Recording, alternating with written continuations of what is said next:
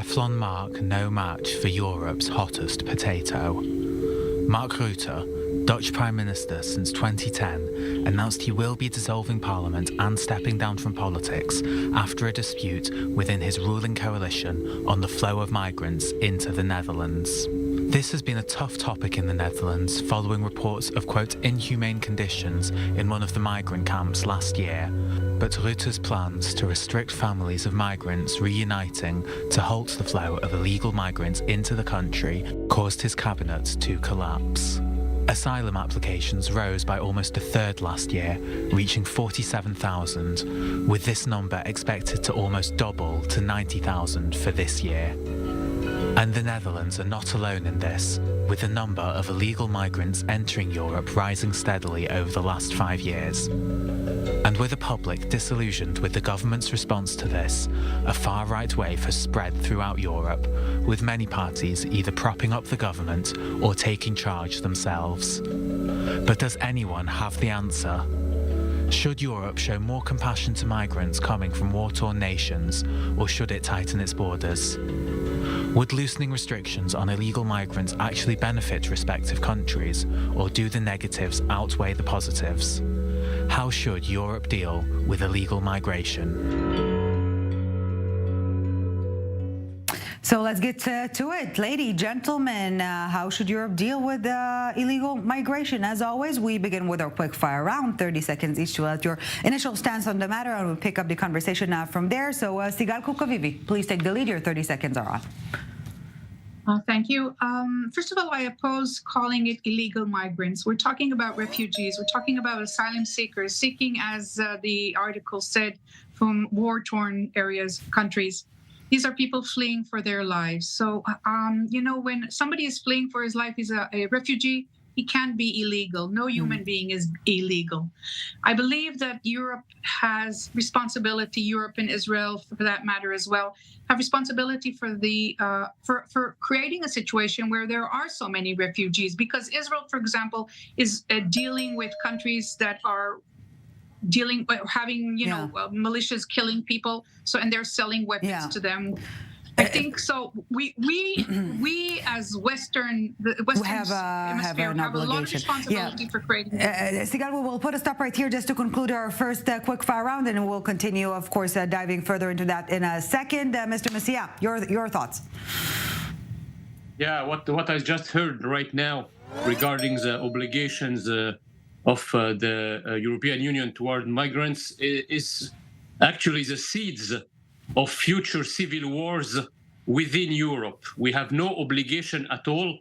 What attracts the migrants from Africa and southern hemisphere are actually the political and social policies which are very generous in the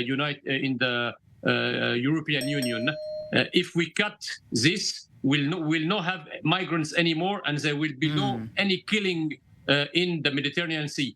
Okay, last but not least, Dan Perry, your take? When people's lives are in danger, you simply cannot just turn them away. There are humanitarian obligations, and there's also just the question of humanity. However, there's a big difference between that and any notion that countries don't have the right to police their borders or to restrict immigration, and that issue becomes ever more acute when there are perceived cultural differences. And I think that is what we're really talking about at the end of the day. Okay, lady, gentlemen, let's please feel free to interact from this point onwards. But Sigal Avivi, I do want to begin with you, echoing what you've alluded to. Is the problem with illegal migration or with migration, period? I think there's a great difference between migration and refugees. There is people have always migrant all over the history of the humankind, and I think it's important that we have migration. It's something that helps societies. But we're talking mostly about the issue of refugees. We're talking about refugees, as I mentioned, coming from countries where they have war and countries where they have all these issues where people have to flee.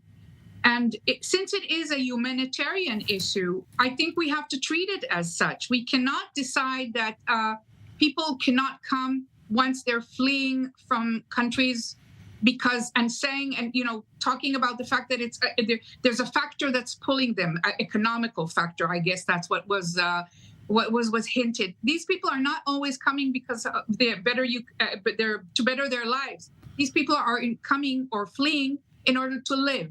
So I think, as the last speaker said, of course, countries have to put some limitations on the amount of people coming in. Yeah. The fact that we are responsible because we are very much involved in countries, in Africa, in different countries, in all kinds of relationships that we have with these countries. Yeah. We, for instance, create the issue. We support dictatorships. And then we don't want the refugees to our countries coming. So Europe is being punished at home for its overseas policies, Mr.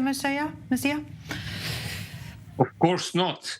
We are talking here about colonization. Colonization had stopped 60 years ago. Many other parts of the world in Asia, for example, were colonized also. But this region is thriving. To take an example of China, for example, China took out of poverty 400 million people in the past half century. So we are not responsible. Under what threshold would we accept billions of migrants under the criteria of humanitarian? Today, we have all over the world billions of people that want to migrate for whatever reason, wars, starving, etc. Europe is not an open continent that can welcome the whole world on its ground. And the poverty does not explain anything. Look at Israel. Israel is defending its borders, and the difference in the living level between Israel and all the neighborhood is also very important. That's not a reason to let in whatever people who are want to be have a better life. We have also the Gulf countries with in front of them the Indian subcontinent, which is very poor also, and the Gulf countries are defending their borders, defending their sovereignty, defending their identities. I don't see why Europe is not capable, is not able to do the same. What there's every country in the world is doing, actually. There's one argument that relates to Europe in particular, and you alluded to it before when you mentioned colonialism, and yes, it ended 60 years ago.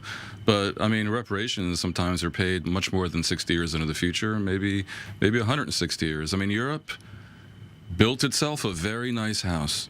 And a lot of that was because of European industriousness and European ingenuity, but a lot of it was bricks that they brought over from these colonized countries. A lot of Europe's wealth. And they still are. They still are. Yeah. We have oil and gold and all kinds of goods still coming all of that. So you can talk about an obligation. I think it's a question of degree and not of principle. There is no obligation. Okay? What was asked? If I may, I am totally against the vengeance policy that you are militating for. If people come in Europe to take a revenge on what happened half a century ago, we are not able to welcome those people. We are not welcoming people who hate us. And that's the real issue. No, hold on. There are a number of to come and we only have a half an hour on the show. Europe. There's a number of different kinds of immigration here, and I would suggest we don't get lost in semantics. There are people who are fleeing a war. That's what Sigal is talking about. And yeah, I think even Mr. Zamor would agree that people fleeing a war who would be killed if they stayed home should at least temporarily be allowed in. Then there's people fleeing countries where there's no human rights. Not billions. Okay, sure.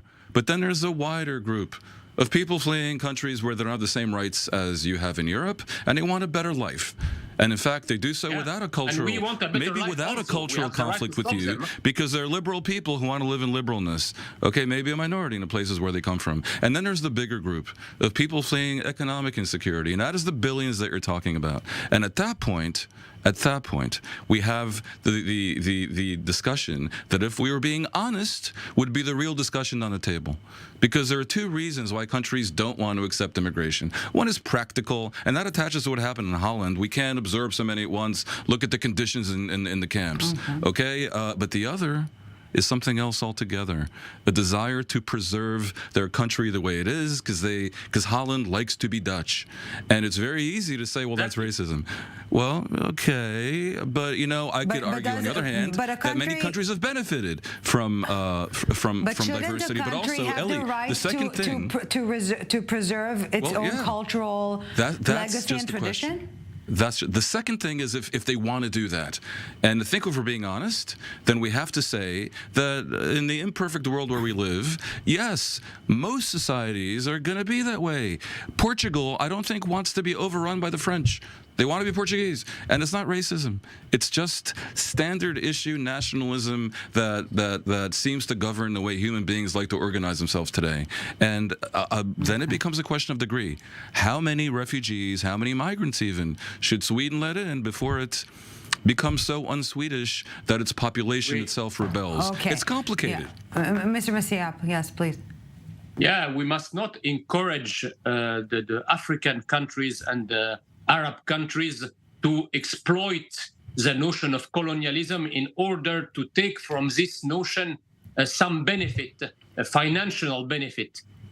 Many countries like Vietnam, for example, like South Korea, were colonized also, but they do not take a rent from this idea of colonialism to ask more and more from the former colonialist power like the United States or Japan, for example. Yeah. So this is the first point. The second point is that Europe is not only a market. The liberals, who you talk about a minute ago, it's also are considering that that we are in a market, and that the human beings are also only economic agents that are producer or consumers. If you lack 2 million French, for example, you can replace them by 2 million Syrian or 2 million Africans. That's not the way things are going on. Mr. Messiha, we do need to take a break in a few seconds, so I do want to get to Sigal a chance to wrap it up before we take a quick break. Sigal, yeah?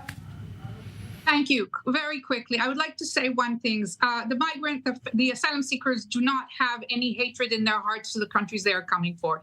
And colonialism is still continuing in different, in different manners. We know that I would like to ask, how is your country involved in Africa and in Arab states? We know that it is involved, and it has all these connections where they're taking resources. None so ever. Okay. The other thing I would like to say about migrants and asylum seekers in Israel, please do not disturb me, because I didn't disturb you. I'm talking about, for instance, in Israel, okay? In Israel, we have less than 25,000 asylum seekers, okay, for over 10 and a half years. Just 1 minute. We have over 300... Sigal, gentlemen, we're taking a quick break, but we're continuing from that point exactly. Do not go anywhere. Welcome back to the summit. Still with us, Sigal Avivi, Jean Messiha, and Dan Perry. Thank you so very much for staying with us. We're also staying on topic, of course, but before we get back to our conversation, the war in Ukraine definitely added further challenges to the European sentiments or notions or standards when it comes to immigration. So here's what German Chancellor Olaf Scholz said this past spring. Let's take a listen. We have taken in a lot of refugees from Ukraine who found shelter in Germany, supported by an amazing number of volunteers. Today, around 1 million Ukrainian refugees are registered in Germany. That's the largest number currently reported by a European country. At the same time, the number of those seeking asylum in Germany coming from other countries is on the rise. Our agreement today is that the government will mobilise an additional €1 billion on top of the blanket means it makes available. This is for the digitalisation of immigration offices and to better support municipalities in their difficult and comprehensive task. Okay, let's get to it. Another quick fire round, 30 seconds each. Is there a double standard when it comes to Ukrainian and Arab or African migrants in Europe? Sigal Avivi, your 30 seconds are on. Unfortunately, yes. It saddens me to say that, but I see the Ukrainians as refugees, just as anybody else that's coming seeking for safety.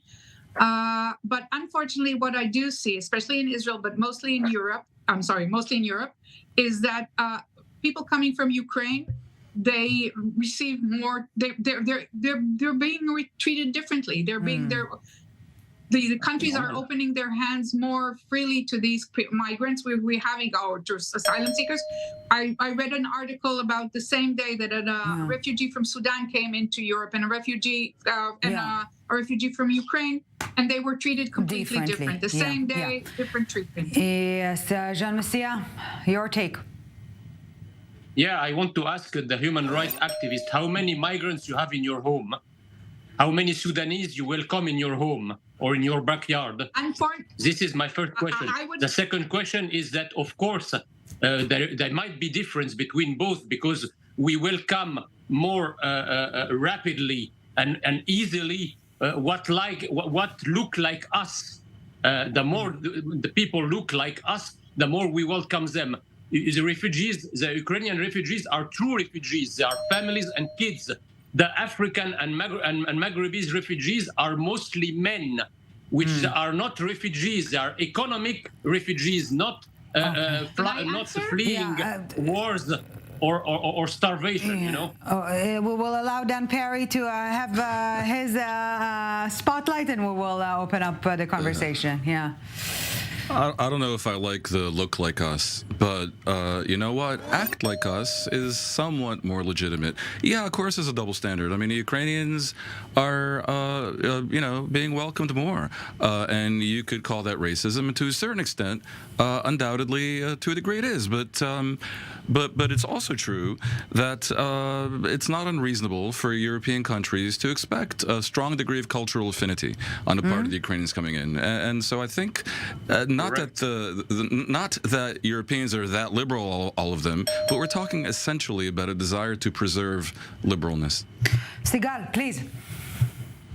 First of all, I would like to say that in Israel, and the amount of asylum seekers that came from Africa a few years ago was somewhere between 54,000, 64,000. Unfortunately, we deported over 30,000 asylum seekers from Israel, mostly to their death. Mostly died on the Mediterranean Sea trying to reach Europe. Unfortunately, really? Most they of them had died? no other route. I don't know a that's lot true. of them died. If true, shocking. Well, I'll give you the numbers. Because of the policies you are defending. Involved, okay? Can I please speak? 54,000 in 2014. We have deported, as I said, now we have somewhere around 25,000. The numbers are that Canada has received somewhere around 10,000. Europe has received something around 6,000. And a lot of them are going missing. Some of them we know that were deported directly to Sudan and to Eritrea. Most of them were murdered in Sudan. Eritrea, we don't know. It's a black box. So nobody knows what's happening. And the numbers are that a lot of them, as I had testimonies, I went to Uganda after the refugees that were deported, and I also came to Swiss and Germany and interviewed refugees that were deported from Israel. Most of them, the average age 25 to 27. The rest of them were too old to survive the journey. It's a very difficult journey. And as one of the asylum seekers gave me a great example, we left that same day 10 from Israel. We survived 3. So we know that, and the numbers of the people drowned in the sea are a lot. Even they say three times in just a second are in the camps of Libya that the European Union, by the way, is funding. And a lot of them have died in the Sahara Desert on the journey when they were actually pushed by smugglers that were actually taking them from Uganda to Libya and trying to push them to the sea. But Sigal, and I can say one, please. I would like to answer one thing about the fact that most of the asylum seekers are Africa are not asylum seekers, not refugees, which is not true. I have testimonies of people and why they fled from Darfur. I'm sure you know that Darfur is, there's a ethnic cleansing and so on. Yes. We know that Eritrea is one of the worst dictatorships in the world. Most of the reason, and by the way, there are a lot of Eritrean women in Israel. There are a lot of families that came. I said my goodbyes to a family that I've known for 12 years that now have left to Canada. The two Sigal, children I have think we gone can. to the Sinai Desert. Yeah, have gone to the Sigal, Sinai we're think we can really agree. running out of time. Yeah. Sigal, I think we can agree that Israel has not covered itself in glory in this episode. Okay, fine. But the issue here is Europe. Okay, now it's such a sliding scale of the reasons why they come. If Europe truly opened its borders to Africa and the Middle East, we know very well they'd get hundreds of millions of refugees. So my question to you is, do you want the borders to be open? Because the history Yes. of colonialism and so forth require it, even at the expense of Europe being overwhelmed by refugees, or is it a question of degree? And you think they should be slightly, more relaxed about it than they currently are? I think we should let these people fleeing from death enter. I think that later on there should be a thought of how these people's, how Europe. What may about people divide fleeing from between misery, themselves. not death? I mean, Because that's most of Mr. them. Messiha, you can chime in. Yeah. Since these people are, if you know the reasons that they Please, are fleeing, stop that there lying, is almost stop no lying option to people. close the borders. I agree with Please. you that it's No, very okay. difficult where you have an influx of asylum seekers Can we coming into talk? different Yes, countries Mr. from Or Europe. is it a monologue? But No. these people are not coming Okay. to create Sigal, mayhem. point They are made. not coming Point made. in order Sigal, to change we really don't have European much culture. time. They are Mr. fleeing Messiha. death. Mr. Messiha, Yes. please. All the human rights activists and the so-called progressist governments in Europe are lying to immigrants and to candidates for migration in Africa. They are making a big lie, telling those people that they will have better life if they come to our border. Today, we are not in capacity to welcome anybody. When you come and see what the refugees camp in France look like, it's really That is because France disgracious. is not treating the refugees Is right. unloyal. You know what? I think we can be. I think we can be constructive here. If I could just get one word in. Shame for France Maybe to welcome you're right about people France. with those conditions. You so might be you right about are France. lying to people, and you are encouraging criminal policies that Just get a make word people in. risk their life Listen, in the Mediterranean the issue Sea is because that you are lying to them. Southern Europe should not bear the full brunt of this. They decided to make a European Union.